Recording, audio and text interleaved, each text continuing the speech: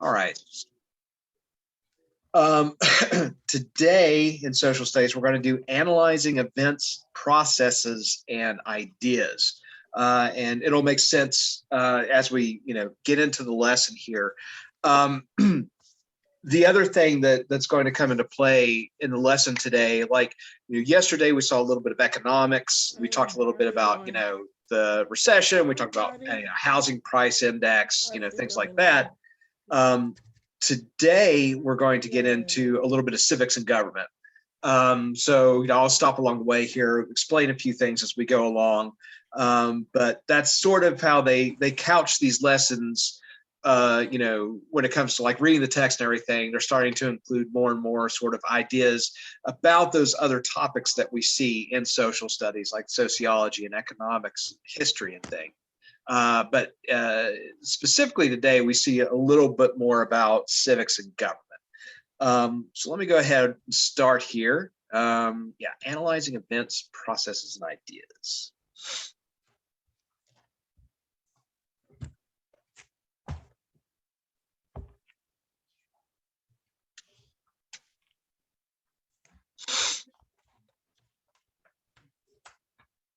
Hey, dude. This lesson is on analyzing events, processes, and ideas. How are events, processes, and ideas related? When reading a social studies text, you'll need to analyze how they develop and interact. Do you like parades? Me, I can't get enough of them. My hometown holds a parade whenever it elects a new mayor. That's every other year.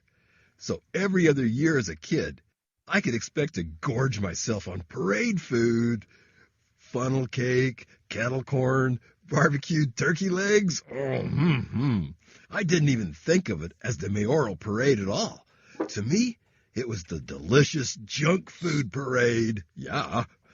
But I've since learned better. Events happen because of ideas.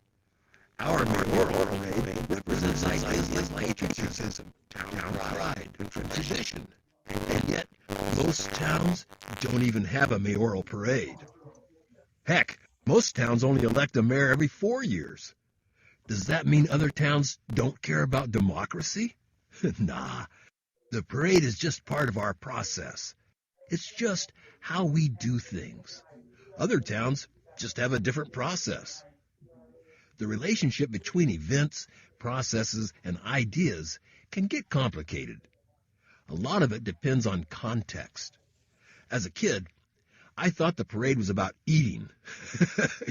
As a food vendor, the parade is an opportunity to make some money. Imagine what the parade must mean to the mayor's security staff. Those guys probably have a lot of work to do. So let's talk about events, processes, and ideas. I've got some stuff to show you. Cool stuff. Yeah, so that's a good point he's making there, especially about context. We talked about context, and it comes up in a variety of forms, whether it's, adding historical context to something, or, even when we're reading, seeing what's, on either side of a word for context. But even in here, an event can have a different context and meaning for individuals. Processes and ideas can have a different context for people. There it goes. So, an event is something that happens. That's the basic idea, anyway. It might be something sudden, like the time the space shuttle blew up, or it might be something that takes a long time, like World War II. Social studies usually focus on big, important events, the kind of event that would go in a history book. History doesn't have a lot to say about 8th birthday parties, bar mitzvahs, or passing your driver's test. Those are events too, but most people aren't affected by them. Events can be caused by changing ideas. In 1865, Congress added the 13th Amendment to the Constitution, abolishing slavery. The country was unwilling to continue thinking of African Americans as livestock. The idea that African Americans were people deserving of equal treatment under the law led Congress to update the Constitution. The event was caused by the idea of equal treatment. Events can also cause ideas to change. After 9/11, America got a lot more skittish about air travel. Airport screenings became a lot more trouble, including full body scans, pat downs, and sometimes even searching your luggage. No one wanted to see another plane get hijacked, so Americans decided they were willing to sacrifice convenience for peace of mind. So 9/11 changed people's ideas about what air travel should look like. Speaking of which, events can cause other events to happen. Back in 1954, when the Supreme Court ruled that the segregation of public schools was unconstitutional, many Americans didn't agree. The ruling triggered events around the country as some cities and states tried to deny African American kids access to the classroom. Those events were based on the idea that segregation should continue, despite the court's ruling. It's worth pointing out that events can be experienced differently by different people. For African Americans living in 1865, the 13th Amendment was seen as a blessing. It meant that they were finally free. Slaveholders, however, saw things differently. They saw the 13th Amendment as a loss of property and productivity. It's hard to sympathize with that view, but it's worth mentioning that historical events mean different things to different people. So what do you say? You want to try analyzing an event? All right, so I want to back up here because there's a lot of information here, some things we want to cover historically, and get a little background on some civics and government as well. So, talking about the 13th Amendment, right? Which he just kind of flies by, hey, 13th Amendment, So we mentioned the Emancipation Proclamation a few days ago, and that was the executive order issued by Abraham Lincoln in 1863 that freed the slaves in the rebelling southern states. And we talked about that as far as what that actually meant. But that was an executive order. And we'll hear about those from time to time in the news and stuff today. Executive orders are typically limited in scope and range of what a president can basically sign as a proclamation or order. Those executive orders usually direct like another federal agency to do or don't do something, right? That's where it's in its capacity. Most executive orders can also be overturned by the Supreme Court. They can be ruled unconstitutional. And I think one of Donald Trump's immigration, I think it was like one of the ones dealing with like limiting country, where, countries that can immigrate to the U.S. or something, it was something like that. But Congress could also overturn an executive order if they, pass a bill. Then every bill, whether it's overturning an executive order, or it's a new law, you vote on it. Then it goes to the president, and if you can imagine, he would veto an executive. If it's legislation trying to overturn his executive order, he's probably going to veto it, and then it goes back to Congress, and I think they have to have like a majority vote, like a 2/3 vote, to actually overrule it. Right, that's the idea there. The Emancipation Proclamation was very broad and sweeping, right? More so than most executive orders are today. The reason, of course, that nobody pushed back on that was because at that time, with the Southern Rebellion, most of your northern legislators, as well as the Supreme Court, were anti-slavery. So no one was really going to,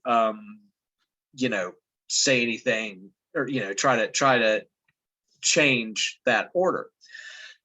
So once the Civil War was over, we needed to actually have real legislation on the books that outlawed slavery, that actually abolished slavery. So that is what the 13th Amendment did.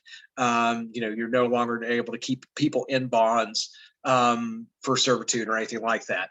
And we were, or the United States was one of the last countries to do so. Brazil, I think, was still, it took them longer, and there may have been one or two other holdouts, but we were, late to get on board with abolishing slavery. And then the 14th Amendment granted citizenship to all freed slaves.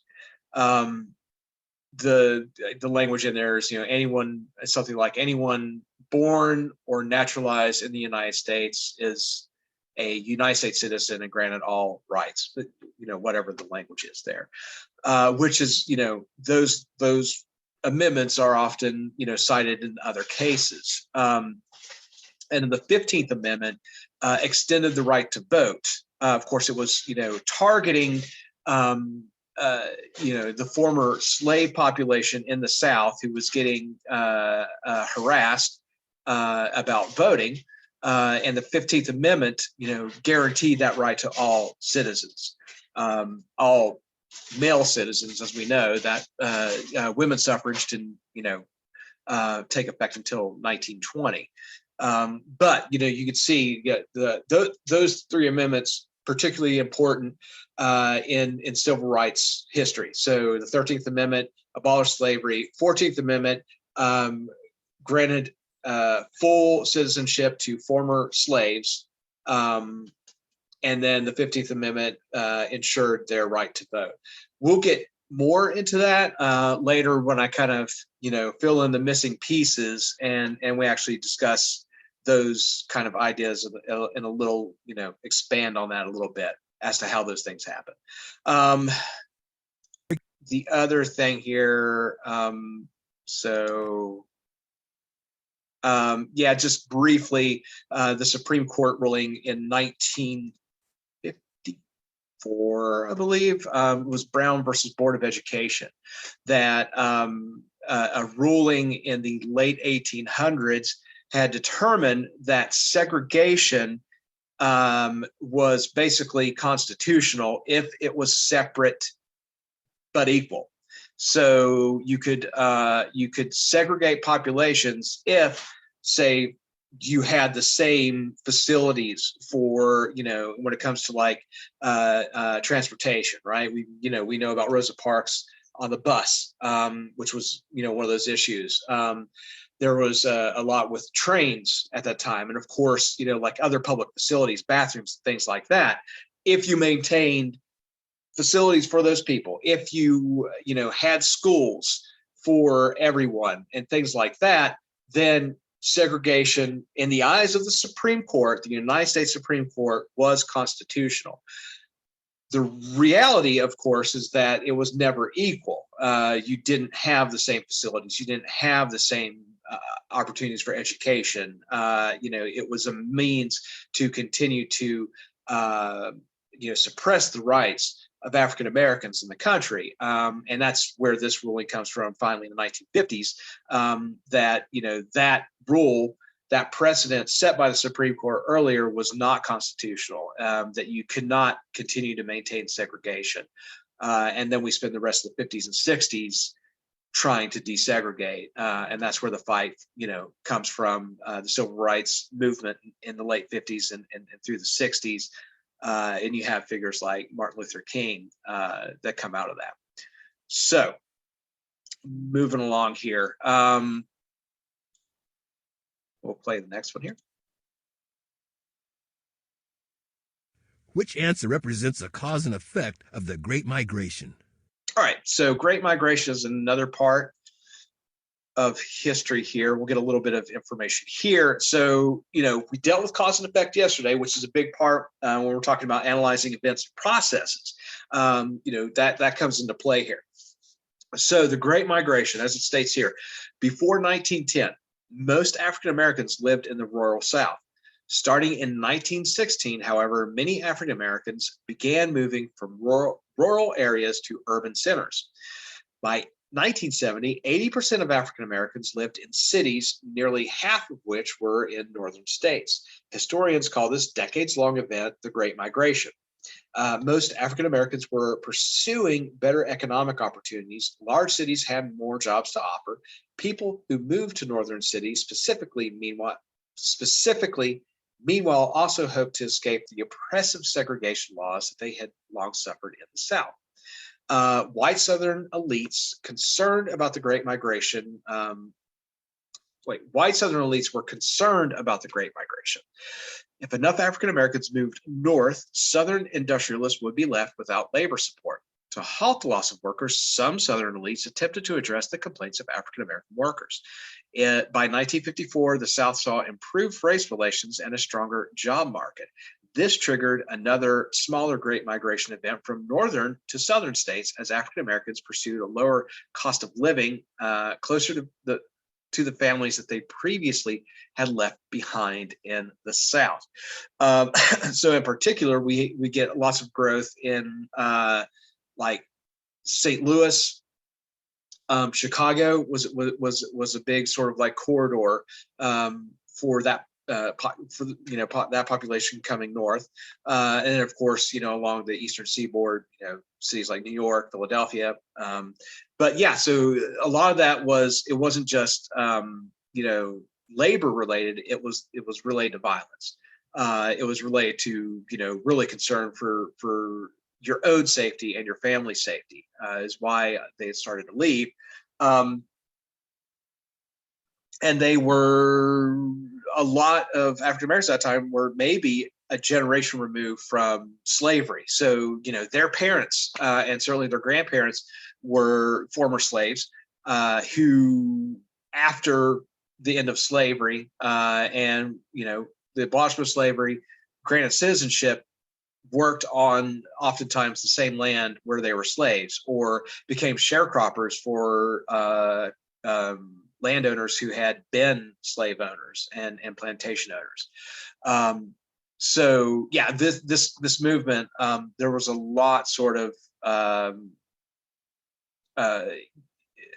influencing why they left. So we're going to get a cause and effect out of that. So let's see, Mariama, I want to ask you here. So which answer here represents that cause and effect of the Great Migration? What is the cause and what's the long-term effect, or at least one of them?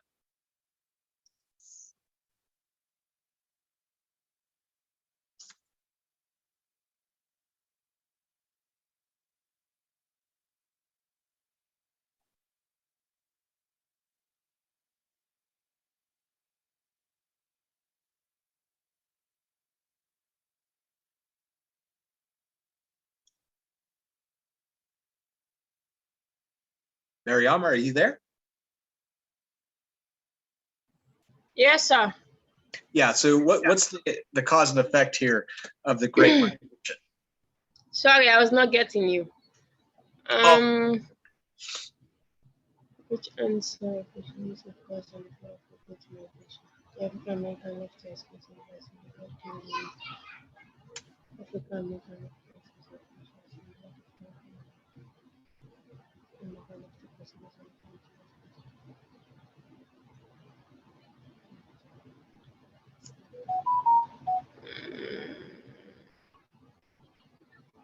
D. B, African Americans left to escape segregation. As a result, they found further segregation. D as in dog. D as in dog. Okay, yeah, African Americans left to pursue jobs. As a result, segregation in the South. So it's actually here, C, right? So African Americans left to pursue better jobs. As a result, Southern states suffered a labor shortage. Now, I mean, there is something to be said about, for one,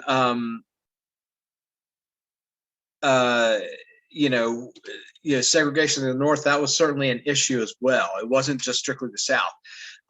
Segregation, that took a long time to work through a lot of the different issues. And give me a second here. I'm going to repost the link. Seems like somebody's having some trouble getting into the class. Okay.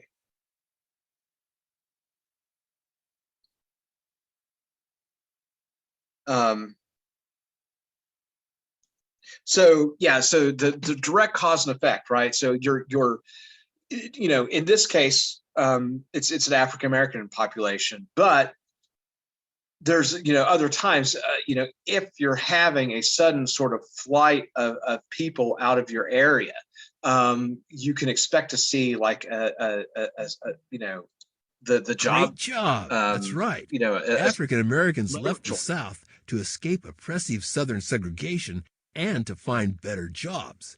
As a result, the South experienced a shortage of laborers. And this was an issue, after that was one reason African Americans of the South found work after the Civil War, because of the toll that the Civil War took on, soldiers. So those white soldiers, so many were killed. There were, entire towns that, had labor shortage. There was a lack of young adult males for, sort of the more strenuous labor jobs because they were dead. And the way that they were mustered into units, a lot, you served alongside your buddy, your neighbor, and if your unit was wiped out, then a whole town could really suffer. And today, it's just because of other different types of economic issues, or poor job prospects. You see certain states that are seeing people flee. I'm from West Virginia, and it's had a problem for a long time with people not staying in the state. So that drives and influences economic downturn. So yeah, in this case, of course, it was sort of they did it to themselves because of the policies they had of segregation, the violence and racism of the South, and then lo and behold, it turns around and we don't have you don't have a labor force. So let's go on to the next one here.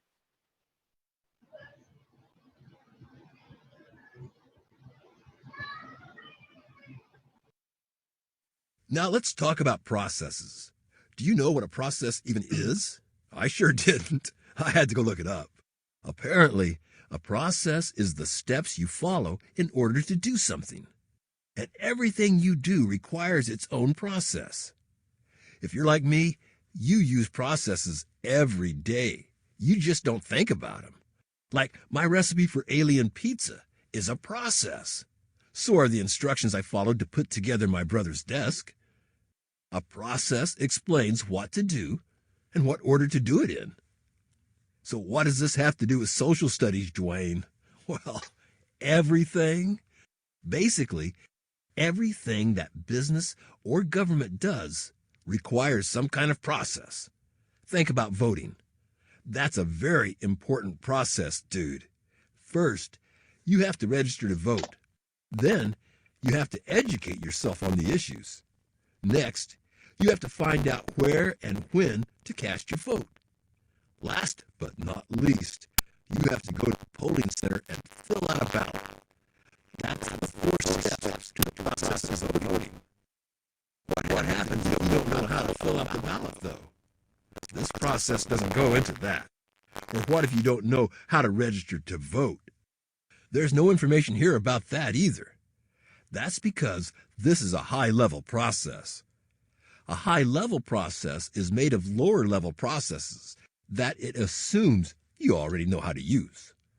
So this process here assumes that you already know the processes for registering, learning about the issues, getting to the polling center, and filling out the ballot.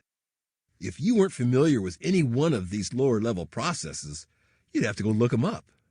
A lower-level process makes fewer assumptions about what you already know, so they're usually simpler to follow. Another kind of process is called a checklist.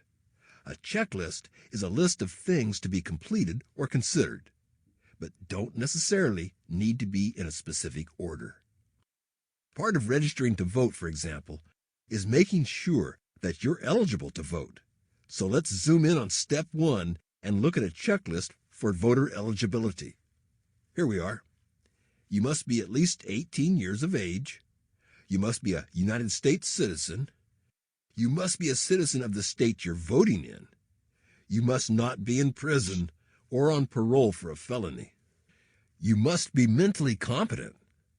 See, the order here doesn't matter. You just need to verify that each requirement is met. So that's the basics of how a process is put together. You want to try analyzing one?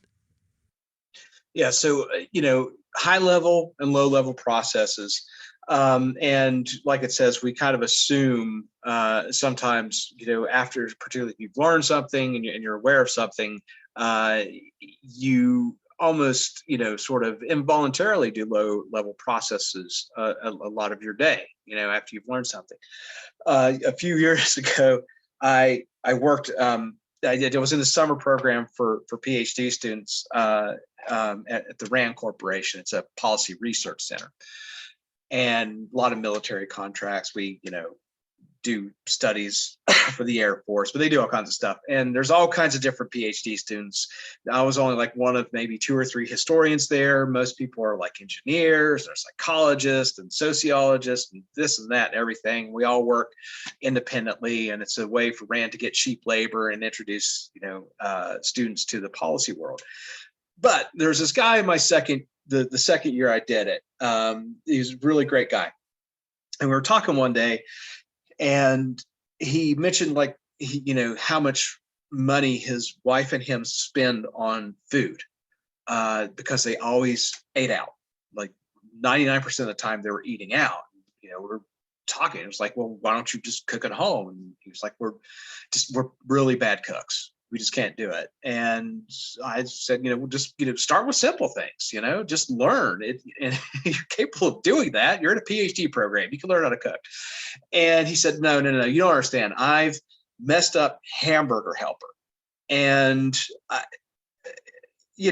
said, you're a officer in the Marine Corps Reserve, and you're studying international relations, and you can't follow directions on the back of a Hamburger Helper box. And he just completely seriously looked at me. It's like, there's implied directions.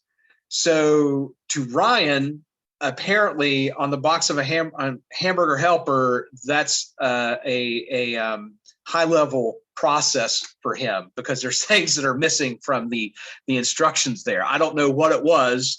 That, did he not pour the water into the pan, or, what it could possibly be. So, but low level processes, Ryan, are kind of like step-by-step guides, those simplest of steps. High level processes are going to involve those low level processes. So if I say I'm going to make breakfast, to some degree, that's probably going to be more of a high level process. If I'm making, say bacon, eggs, and toast, every step from me putting together that breakfast is going to be a lower level process. Checklists, as you can imagine, are going to be typically low level processes, right? Because they are going to be like very specific individual things that you ensure. My daughter's at Girl Scout camp all week. So she has items that she needs to bring, every day as part of, so it's that process of us going there in the morning. We make sure she has her sunscreen and her water bottle, and this and that and the other thing. So her swimsuit, her towel, and that's our checklist. So let's take a look here, our question. What kind of process does the passage demonstrate? Okay, so let's take a look here, and we'll just see what type of process this may be. So, right, it's pretty simple. Eligibility for running for U.S. presidency must be a natural-born citizen in the United States, must have been a U.S. resident for 14 or more years, must be 35 years of age or older. So let's see. Nautica, you want to give that a try here. What kind of process does that passage demonstrate then?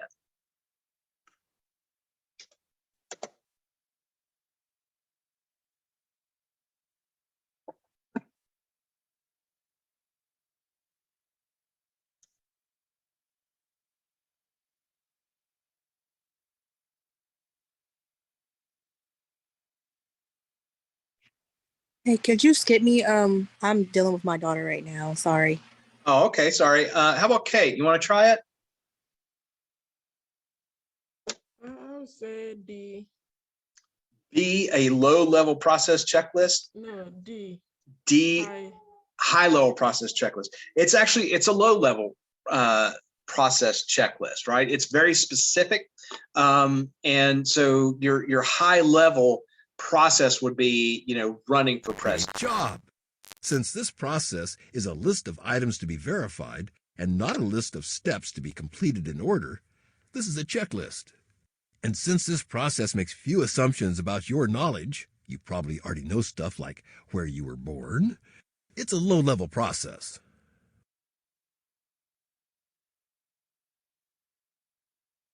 Okay, just a sec. Having some technical difficulties. Somebody's having some technical difficulties.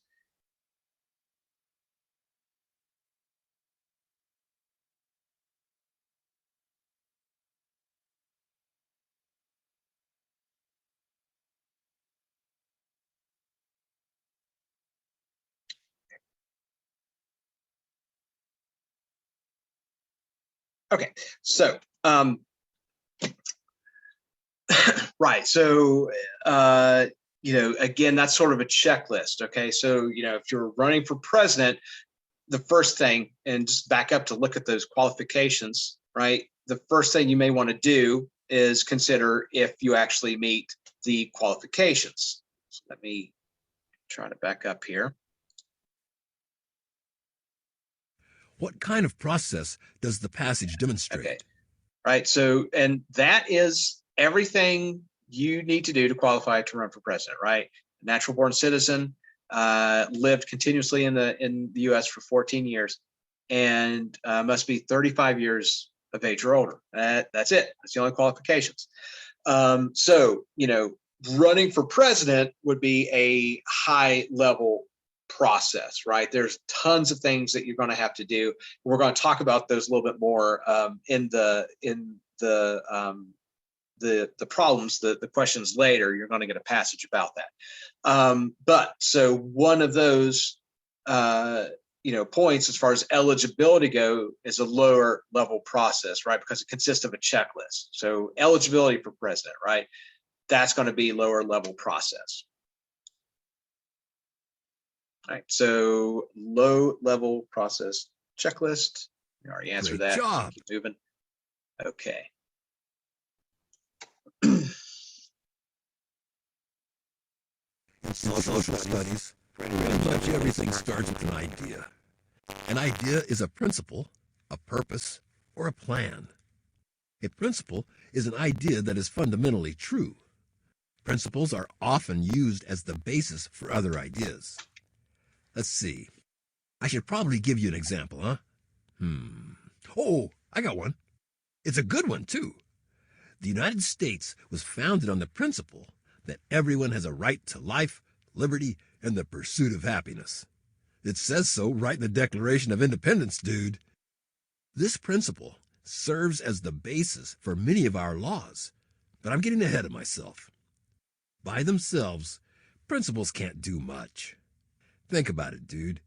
If I told you to go outside and pursue happiness, you'd probably look at me like I was nuts. Of course you would. That doesn't make any sense.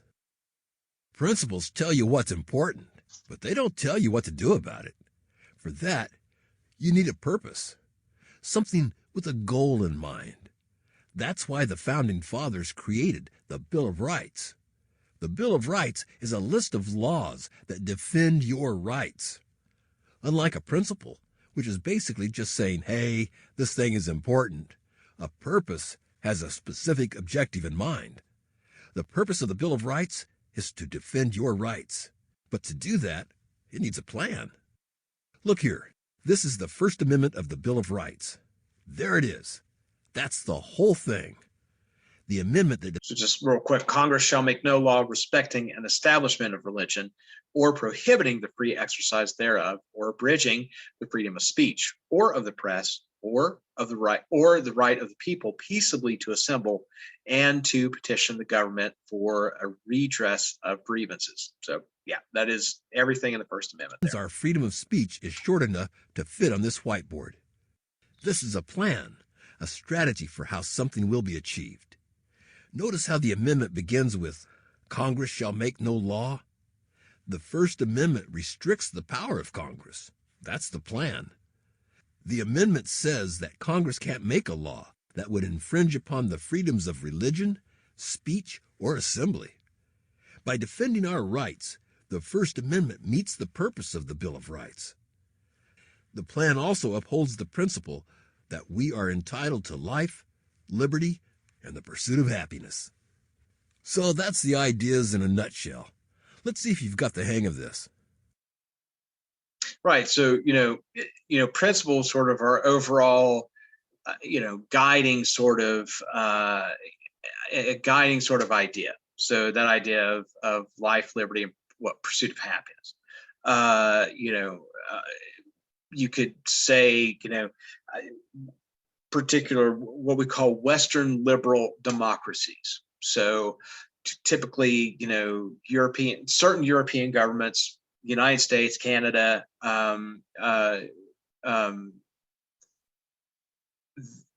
they all are sort of have the same principles. So they all promote individual rights, civil liberties. They all have the separation of powers within the government. That's all sort of part of the structure of what we call Western liberal democracy. So those are sort of principles, right? They're guiding elements. You can't run a government just based on that alone, right? You got to have a plan and you got to have a purpose. So that's what this is. It's sort of just like with high level process and low level process. Your principle is sort of the guiding element that you want to make sure that you're adhering to. So life, liberty, and the pursuit of happiness, right? Those are very broad. So within the Bill of Rights, you have your purpose and your plan, right, of how you're going to do that. That is largely what the Constitution is. It's not just the rights that we are guaranteed as American citizens, right? That's a big part of it, but it's also the framework for our government. When you get into more of the nuts and bolts within the Constitution, so you have your purpose and plan there. So whatever your guiding principles may be, right? That's not enough structure. You're going to have structure underneath that. A code of some sort. If you have principles, then you also need some sort of guiding code. All right, and let's see what our question is here. What kind of idea does this passage present, and how do you know what kind it is? Okay, yeah, so here's part of this too, right? Under Western liberal democracies, it's the idea of rule of law. So here's an important element here. So the rule of law is the idea that a nation should be governed first and foremost by laws rather than by the inconsistent will of the people within the government. The idea holds that no person, not lawyers, not judges, priests, or presidents, is above the law. Politicians and bureaucrats can become corrupt. A legislator can be bribed. A president can ignore conflicts of interest. Within rule of law, however, citizens can be reasonably certain that they are playing by the same rules that their leaders are. Because the rule of law places higher priority on law than any one individual, the concept of rule of law stands opposed to the ideas of oligarchy, autocracy, and dictatorship, where some individuals might seem untouchable under the law. So there's sort of other forms of government, you can call it that, or ruling or leadership. An oligarchy is sort of the rule by the elite. So it may be a handful of people. An autocracy, I think it was just yesterday or the day before, my 13-year-old daughter was asking me what autocratic means. So, autocratic is basically it's my way or the highway. So there's sort of some fascist ideas within an autocracy. Autocracy and dictatorships closely related, right? Dictatorship is basically you have one individual that basically holds most or all of the power, or there's offices under them that are largely sort of just a bureaucracy that might sort of shadow the fact that this is basically one person in control, right, dictating everything. And that comes from Roman Republic. They had at that time, a dictator was a good thing because there were certain times there was emergencies. Cincinnatus, it was a dictator. So the city of Cincinnati is named after Cincinnatus, who was a Roman politician. He had retired, and I can't remember what the crisis was. It may have been a war, but there was a crisis in Rome. And they needed basically to throw power to somebody who could sort of cut through the red tape and get things done. So they asked Cincinnati, to be a dictator. And so he did what he needed to do, and then he relinquished his power, which, is not, the danger with any type of dictatorship is that they're going to hold on to power. So that word has eventually kind of been, transition to something that's not a good thing. So when we hear dictatorship today, that's usually someone, an individual who holds most of the power in their government, in their country or state.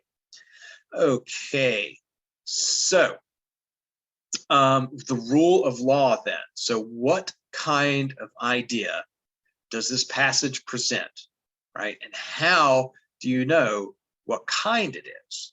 Mariama, would you like to give that a try?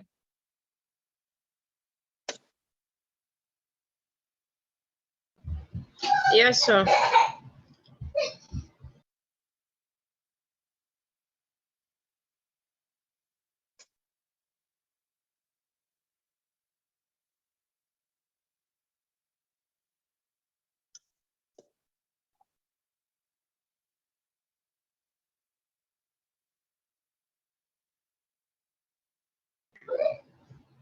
It's D. D as in dog. Yes, sir. So it's B. So you're pretty close here. So this is sort of a good stop point to show you the difference, right? So the rule of law is a principle, right?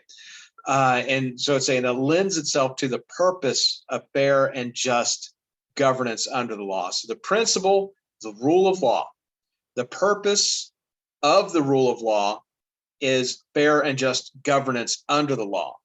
Okay, so if you went down another tier, your plan, right? So in this case, again, you could look towards the Constitution for our rule of law, right? The plan for that fair and just governance under the law. So things like our separation of powers, right? So you have the executive branch, the legislative branch, and the judicial branch. So, that's really, the best way to explain it right there. The principle, rule of law, right? Everybody is equal under the law. The purpose of that is so that everybody remain, that there's a fair and just system. Okay. How then are we going to make sure, that we stick to our purpose and that it covers our principle? We have a plan, which is going to be those laws, right? All right, so that's probably the end of the lesson. Yep. So let's take about. Cool. Nice job working on those exercises. There's going to be a little Are you bit ready of to do some reading practice in problem or this. get you back on track? There's about 3 passages, I think. So let's take about 15 minutes to work through them, and then we'll take a few minutes at the end to look at the answers. All right, so let's go to about almost 120 there. Take your time, read them, think about the questions, and give them a good shot there. And I'm going to do the same. So I'll stop sharing my screen here.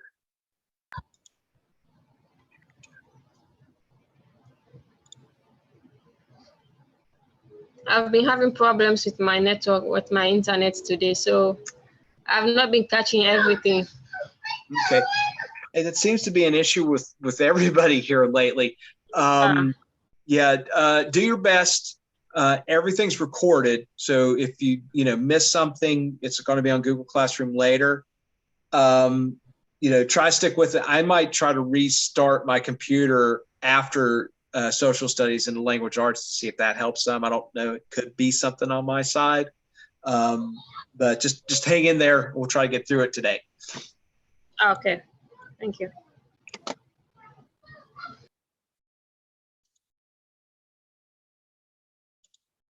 Mm-hmm.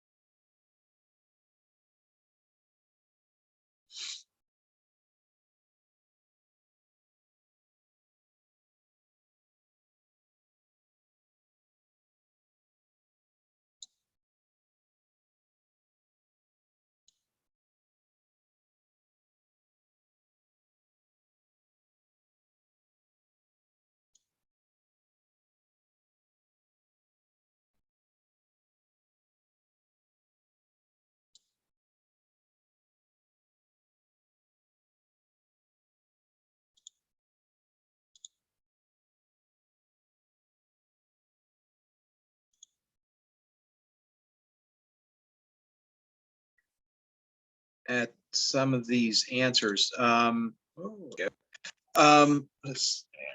get back up here to the menu. Okay, I won't spend a whole lot of time on this, but just to give you an idea as far as following, the process of answering this question. So according to the passage, which of the following events took place first, right? So cause and effect, that's straight up just looking for, the events in order. So it was Carter unwilling to bow to terrorist tactics and orders of rescue. The late 1970s, unfortunately, Carter's presidency was just wrought with different catastrophes, the energy crisis, stagflation, and that this happened, in the second half of his term. The fall of the Shah in Iran and the start of the theocracy there, ran by basically a theocracy. The Iranian Revolution, as it's known, and there was a lot of diplomats. I think there were mostly diplomats who were taken hostage, U.S. citizens taken hostage there. As a principle, which we'll see in the next question, we don't negotiate with terrorists. We're not going to pay, people that take Americans hostage. So as the second question says, right, which of the following ideas is a principle demonstrated in this event? So paying a ransom to hostage takers would encourage the U.S.'s other enemies to take hostages. So that's a long-standing idea or principle of the United States, that we do not pay ransoms for hostages. Now, as you as an individual could pay, someone to, if someone was holding a family member or something, you could, but the U.S. government will not. And that is part of the principle, that it would encourage others to take hostages. And at this point, the biggest problem with, Americans getting kidnapped is not terrorists or somebody trying to turn a profit, but it's actually autocratic governments who are holding U.S. citizens. But anyway, yeah. So then there was this ill-fated rescue attempt. It's called Operation Eagle Claw, and as I mentioned in the passage there was 8 U.S. service members were killed. There was 2 helicopters that were destroyed, and it continued to mar Jimmy Carter's presidency. It was something that Ronald Reagan, of course, used as fodder, against him when he ran against him in 1980 and was elected, or I guess inaugurated, won the presidency in 1980, becomes president in 1981. Carter worked tirelessly to negotiate with Iran to have those hostages released. As I said, 444 days. You'll notice the day that they were released was January 20th, 1981, which happens to be Inauguration Day for Ronald Reagan. So as a slight to Jimmy Carter, they waited to release those hostages until Reagan became president. And of course, then Reagan sort of took credit for it, but it was actually Carter's effort that got those hostages released. So moving along here. So which of the following best describes the process of running for president, right? So we talked about this earlier. It is a high-level process that involves many lower-level processes, right? So overall, that's one process, a process of running for president. Lots of steps underneath there, lots of checklists to go about, and just like some more civics and government, right? So if you meet those bare minimum qualifications, 35, lived in the U.S. for 14 years, and are a natural born citizen, you can run for president. So what do you do after that, right? You start a campaign, you just, you hit the bricks and you start campaigning for yourself. The problem in a lot of politics, U.S. government, we basically have 2 dominating parties. So that's where the money is, more or less, right? If you're going to run a campaign, so you want to be nominated by your party. If you're running it within a party, you have to get the nomination. That's where the primaries come from. And of course, that works not just for the presidency, but if you're running for, Senate or a House of Representatives, there's typically a primary there as well. So, we just went through the Republican primaries. for U.S. Senate here in Ohio, J.D. Vance won, so he becomes the Republican nominee for U.S. Senate, and Tim Ryan. Has there been a primary, Lisa, for that, or is he just the nominee? I don't think my wife's listening to me. So yeah, if there's nobody running against you, obviously there's no primary, right? But if there's enough candidates, then you have a primary, and then out of that you get your candidate. And so then within that process, once you get past the primaries, right, you're campaigning towards the general election, which would be the election to actually get you into office. So right now, the U.S. Senate race in Ohio basically coming down to Tim Ryan and J.D. Vance. That election will be in the fall, November. So they're campaigning against each other at this point to win the election. And of course, that's the same kind of thing with the president. I talked about caucuses, and there's primaries. So there's several caucuses very early in the presidential races. So you'll hear those on the news. The Iowa caucus is coming up, which I think is the very first one, which is that primary. And it's big because it's like the first one, right? It's not because it's Iowa. It just happens to be the first one. So, all the candidates will go and campaign really hard in Iowa to try to win that, because even though there's 49 more states that have primaries, you want to look good out of the gate. So you want to get those early states. You want to win those early states for your party. Then, like it says here, you pick a running mate as vice president, right? So you want somebody that looks attractive, not physically attractive, but attractive to your campaign. So that will help you get elected. Some people have done well picking, a good running mate that represents them, and somebody that looks, if something were to happen, the president could run the country. And then on to the general elections in November, and that comes up to the Electoral College. We'll do a little more with that when we get into a little more civics down the road. But anyway, so which of the following best describes the process of running for president? That is, the process is a high level that involves many lower levels.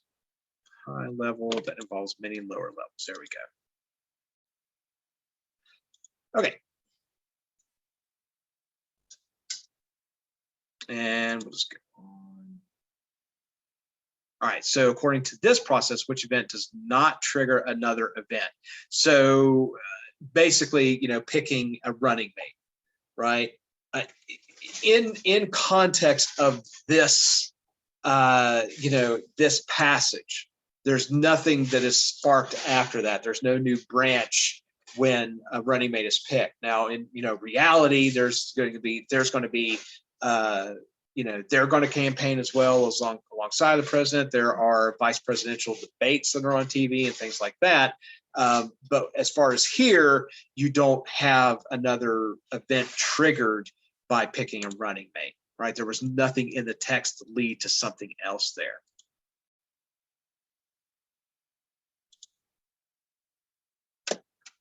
Okay, and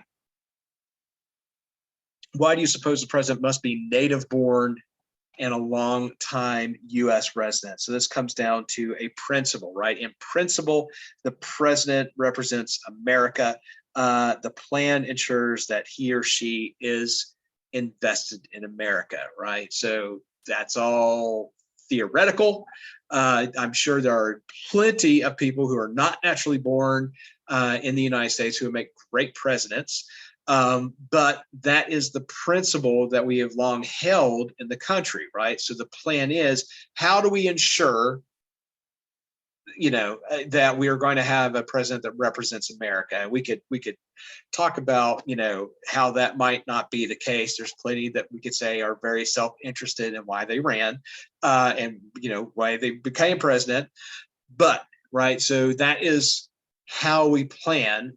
Maybe we should actually give them a civics test or something. That might be a better idea, or an ethics test, something along those lines. But so that is the principle. So the plan to ensure the principle that the president will represent America, that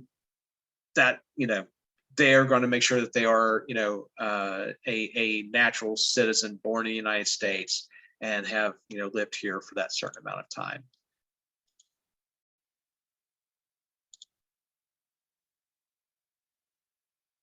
And then what kind of process does this passage use? So talking about the, organizing for a protest, right? So that was the idea here. And basically it is too low level, too low level, right? So it uses a low level event plan and a low level code of conduct checklist. Okay. Thing to remember about a checklist, right? That's typically going to be low level, right? Because it is not assuming that you know things. That's one way to remember the difference between high level and low level, right?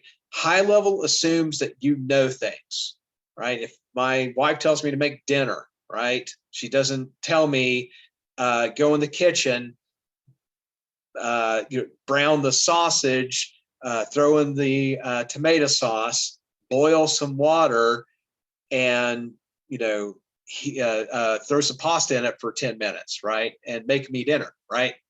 She's just going to say, how about making dinner? That's a high level process. So that's a way to remember it. Step by step checklist. That's going to be low level. Oh wait, I must have hit the wrong one. I hit the wrong one. Sorry about that. Yeah, so that's my fault. The should have been one in the bottom there, I think. Oops. A group. So which of these events will not cause a later event as part of the larger protest event? So again, make sure that it's within the context of what was written, right? So when these things organize and so forth. So here it is the counter protesters, right? A group of counter protesters plans to gather on Central and 2nd beginning at 2 p.m. The thing here, right? It's mentioning this as more information. It doesn't spark new, new process, right? It's just information about what we're going to do there. So it doesn't trigger a new process. Okay. And then lastly, we'll take a break here. Which of the following is a plan to support a principle, right? So their principle here is that, this other group has the same rights to protest, same freedom of speech, right? All of that under the First Amendment. So if you're going to be a protester, you need to respect other people's ideas. And well, their right to express their ideas. I'll put it to you that way. And their right to protest peacefully, right? That's the principle there. So in that case, holding to that principle, right? Okay, then if it's their right to express their opinion, use their freedom of speech, their right to assembly, then we will be respectful because they have the same First Amendment rights. Okay, so the plan is be respectful and allow them to also demonstrate their First Amendment. Okay. All right, there is our 8 questions. So before we break here, any questions on